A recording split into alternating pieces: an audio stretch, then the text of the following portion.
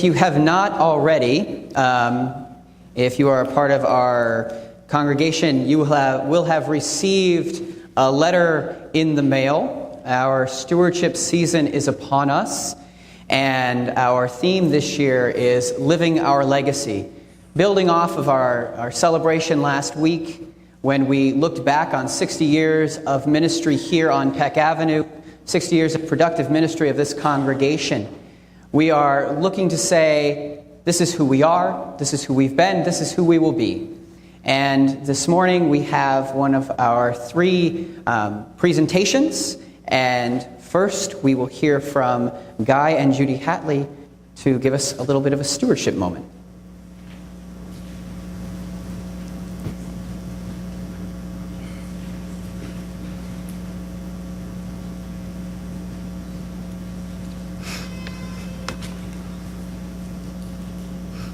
Good morning.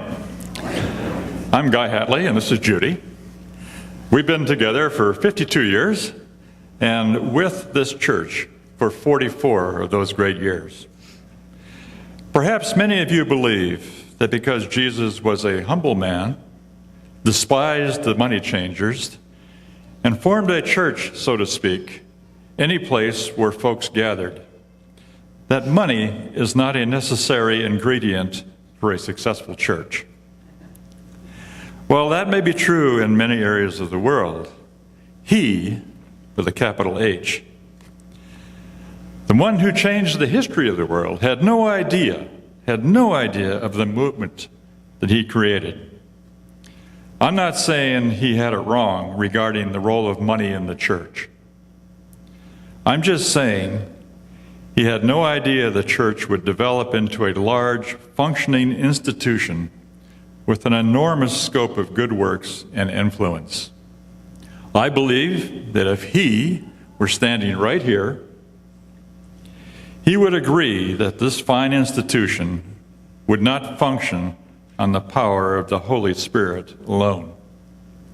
He may agree, to a certain extent, in that the church converts money into good works with the phrase, "Show me the money."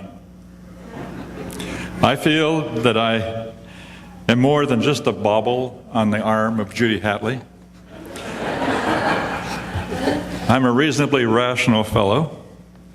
I, like many of you, invest in good institutions where there is value and perhaps payback. What do I receive in return?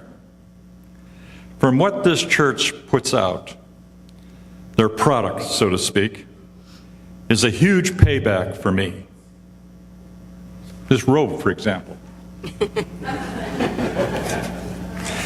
No, I get more than that. I get a little peace of mind. I get satisfaction, if you will, a place to sit quietly, a place to see my friends, a place for cultural growth, and yes, a place for spiritual growth. I don't have to drive 400 or 500 miles north to Yosemite to see the works of God or the wonders of nature for spiritual growth. It's right here. This wonderful institution has been a great investment for us over the years.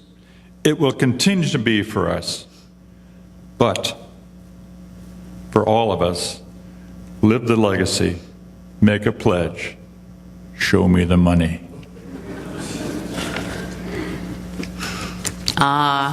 Funny guy.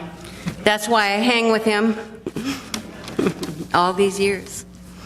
I would like to hone in on giving to Manhattan Beach Community Church in general and on giving specifically.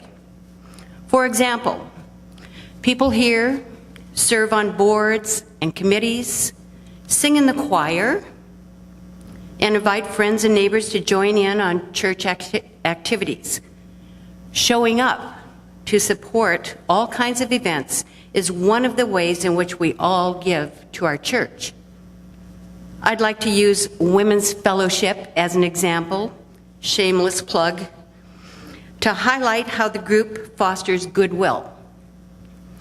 Throughout the year, there is the tea, the fall bazaar, the circles and monthly luncheons, its many benevolences, and that list is long. The group gives abundantly every year in good hard checks. But we in the congregation, members or not, do not have to choose whether we give to a particular endeavor or if we should make a pledge annually. We can do both. We can remain engaged in many of the goings-on, and we can pledge our continued overall financial support in the form of a formal pledge. And that would be the envelope that Mark just talked about. It should show up at your house. It truly does make a difference. It lends continuity and stability.